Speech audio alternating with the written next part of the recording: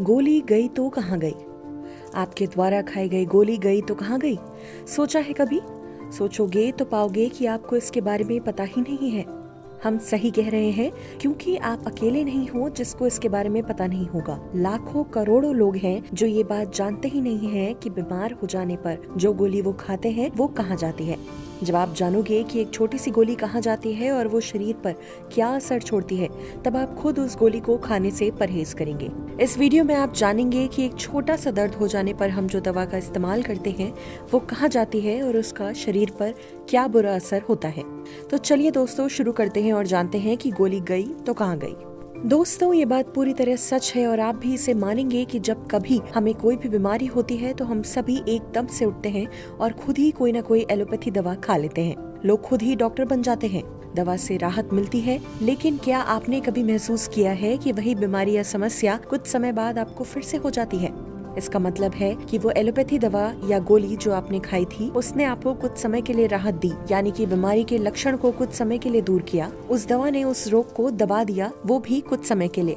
रोग से थोड़े समय के लिए राहत तो मिल गई, लेकिन वो गोली जो आपने खाई थी वो कहाँ पर गई? आपके पेट में या आपके शरीर में या फिर उस जगह जहाँ आपको प्रॉब्लम थी?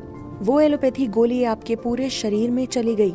जब आपने उस गोली को खाया तो वो पहले पेट में गई, वहाँ पर वो घुली और उसमें जो केमिकल्स थे वो पूरे खून में मिल गए और इस तरह वो केमिकल्स शरीर के सभी हिस्सों में पहुँच गए। एलोपैथी दवाओं में मौजूद केमिकल्स इतने हानिकारक होते हैं कि ये किडनी, लीवर और अन्य अंगों को हानि पहुंचाते हैं। यही केमिकल्स शरीर में किडनी फेलियर, लिवर कैंसर जैसे रोगों को भी जन्म देते हैं और यहाँ तक कि वो केमिकल्स किडनी, लीवर को डैमेज भी कर सकते हैं।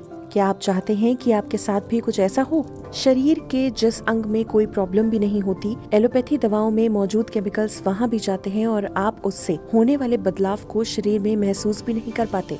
आप बस ये सोच के खुश हो जाते हैं कि मैंने जिस समस्या के लिए दवा खाई थी वो तो ठीक हो ही गई है, और ये नहीं सोचते कि उस एक गोली से शरीर के अन्य हिस्सों में क्या प्रभाव पड़ा।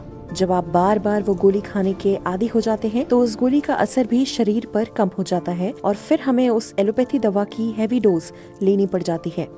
फॉर एग्जाम्पल, सिर दर्द होने पर हम खुद डॉक्टर बन जाते हैं और कोई एलोपैथी दवा खा लेते हैं, लेकिन क्या आप जानते हैं कि वो गोली शरीर में सिर के साथ साथ दूसरे अंगों पर भी असर छोड़ती है? केमिकल्स खून में मिलकर शरीर के उन अंगों में भी पहुंच जाते हैं जहां उनकी जरूरत भी नहीं होती। आजकल कुछ ऐसे रोग आ गए हैं जो कि एलोपैथी डॉक्टरों को समझ नहीं आते और वो उसे एलर्जी का नाम दे देते हैं और उनके लिए कुछ एंटीबायोटिक दवाएं दे देते हैं। ये एंटीबायोटिक दवाएं शरीर में लाभ कम और नुकसान ज्यादा करती है। हमारा शरीर का इम्यून सिस्टम बहुत ही ज्यादा स्ट्रॉन्ग है जो कि छोटे छोटे रोगों को अपने आप ठीक करने की क्षमता रखता है। जब हम बार बार एंटीबायोटिक का इस्तेमाल करते हैं तो वे सीधा हमारे शरीर के सेल्फ डिफेंस सिस्टम को हानि पहुंचाता है और इम्यून सिस्टम को भी।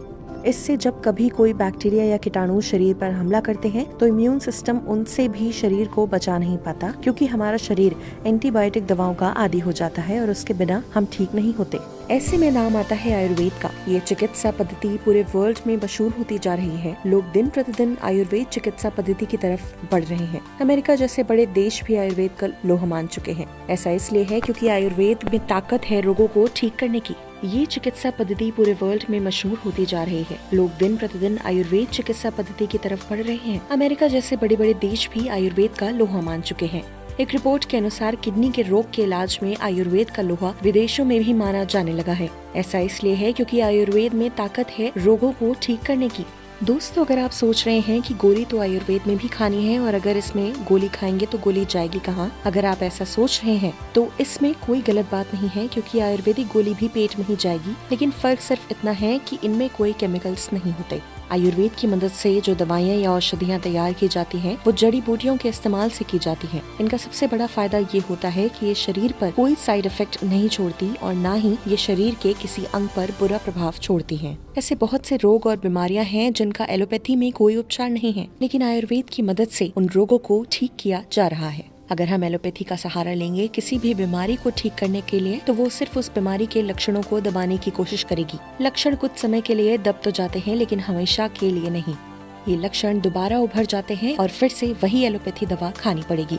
और लगातार एलोपैथी दवाओं का सेवन करना हमारी किडनी, लीवर को खराब कर सकता है। लेकिन आयुर्वेद में ऐसा कुछ नहीं है। आयुर्वेद रोग की जड़ पर वार करता है और फिर बीमारी के कारणों को खत्म करता है। इससे बीमारी जड़ से खत्म हो जाती है और फिर दोबारा परेशान नहीं करती। तो दोस्तों, क्या समझे आप? गोली चाहे आयुर्वेदिक हो या फिर एलोपैथी, ये जाएगी तो पेट में ही। लेकिन अगर गोली एलोपैथिक है तो ये खून में मिलकर शरीर के हर हिस्से में जाएगी और शरीर पर बुरा प्रभाव भी छोड़ेगी, क्योंकि इनमें केमिकल्स होते हैं। तो आप अब समझ गए होंगे कि हम क्या चाहते हैं।